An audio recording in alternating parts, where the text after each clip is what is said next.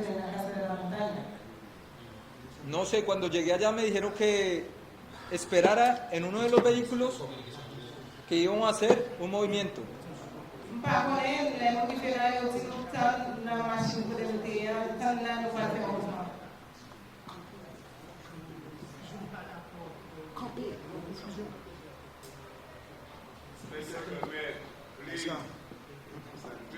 Parce qu'il y a une confusion préjudiciable. Non, je suis un défenseur des droits humains. Il y a une confusion. Il y a une confusion majeure, magistrat. Je suis un défenseur des droits humains. Je ne peux pas accepter ce qui se passe ici dans cette salle. Il n'y a pas de problème avec ça, mais je préviens le tribunal qu'il y a, excusez-moi monsieur, qu'il y a une confusion majeure dans ce dossier.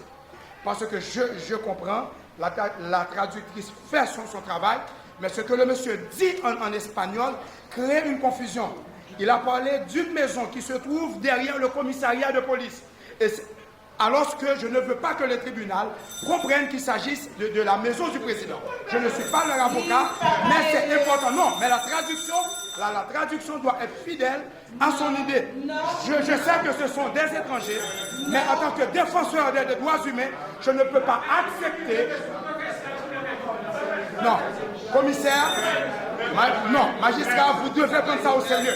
Parce que si on doit condamner ces étrangers, si on doit condamner ces étrangers, ils doivent être condamnés pour ce qu'ils ont dit et ils ne peuvent pas être condamnés pour ce qu'ils n'ont pas dit. C'est important que le tribunal prenne en considération ces faits. Parce que je suis un Haïtien, je ne peux pas accepter que des gens soient condamnés dans mon pays pour des faits qu'ils n'ont pas répétés. Donc je ne suis pas leur avocat comme je vous dis, mon intervention s'inscrit dans le cadre de la loi. Merci. Non,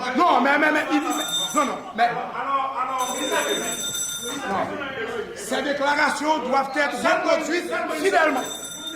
Parce que moi je parle l'espagnol, je parle très bien l'espagnol. Si.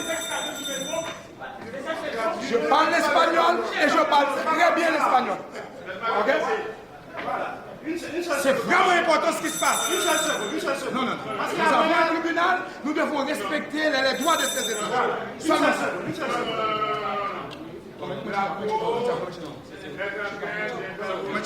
Ça c'est droit, mais je ne suis pas d'accord. Non, je ne suis pas d'accord.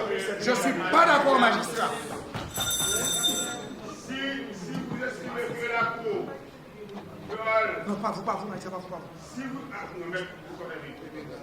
Si vous estimez que la Cour viole les droits des inculpés, eh bien, vous avez la possibilité de faire la traduction, magistrat. D'accord? Mais ne nous empêchez pas. C'est des commissariats. Ok, c'est un commissariat. Il pas dit commissariat. Il pas pas considérer comme maison président. Mais c'est ça qu'il s'agit, c'est la qui n'a pas. Il parlait de jusqu'à présent, on fait le caroche de Kaïsa. Derrière le commissariat. Tout Haïtien pour Kaïsa. D'autres qui n'ont pas d'autres commissariats. Pas pour Kaïsa. C'est ça, dis pas des madame. Kaïsa, sur route pèlerin. Tu vois, l'espagnol, avant d'arriver dans la montagne. C'est montagne, ça veut dire. Nous ne pouvons pas interpréter montagne qui est d'eau. Commissariat, commissariat de police. Et Kaïsa, c'est 4 siècles. Avant de te faire plaisir, pour nous, quand on va demander à Kouli, avant de me dire tout ça déjà, on pas de mauvaise voix. Parce que nous pouvons faire usted habló de casa que está atrás de la estación de policía. Estación de policía. Sí, pero no, Usted habló de estación de policía. mais la petite là, comment ça? No, ok. Usted habló de estación de policía. Dígame qué gol la cuál es. Si vous continuez, De las preguntas que le pregunté, ¿de dónde usted estaba? ¿De dónde llegaron? ¿De dónde salieron para llegar en el puesto de la policía?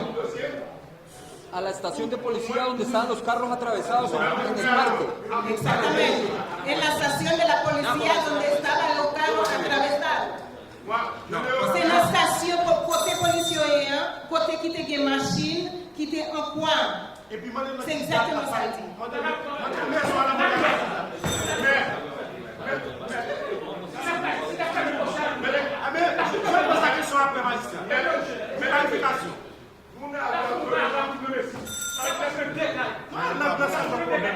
Non, c'est pas ça, dis-nous déjà. Mais c'est ça, dit jamais. Non, mais aussi, nous, quand même, gens de non, vous. qualité d'habitat qui décolle ça. Nous ne pouvons pas poser la question qui est qu'à habiter. Nous ne pouvons pas poser la question de qu'à habiter. Nous ne pas poser la question de qu'à habiter. Nous poser la question de qui faut être payé, côté au décontrôle. C'est pas vous-même qui a la cause. On continue, magistrat. Nous demandons à vous de continuer. Magistrat, c'est la traduction qui doit être fidèle. C'est tout ce qu'on a demandé.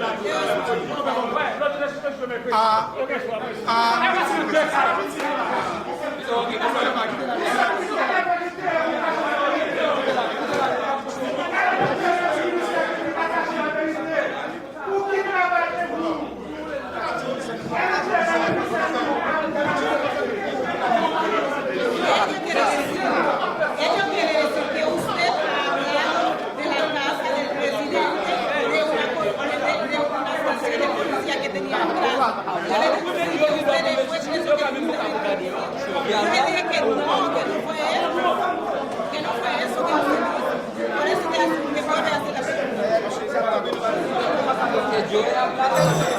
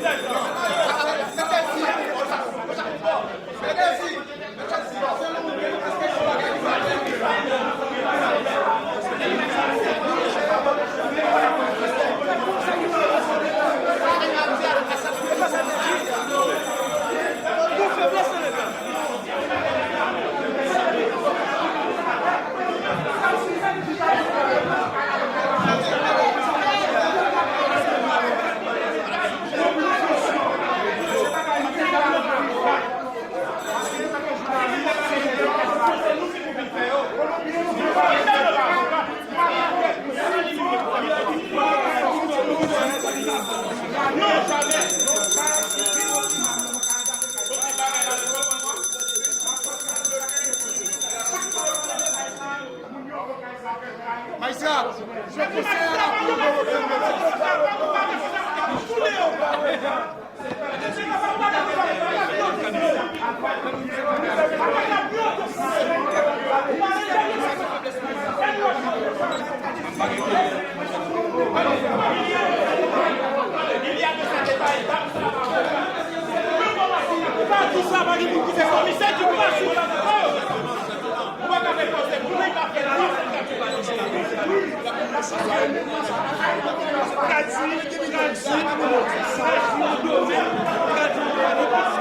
prime abord, rectifier quelque chose, clarifier une situation.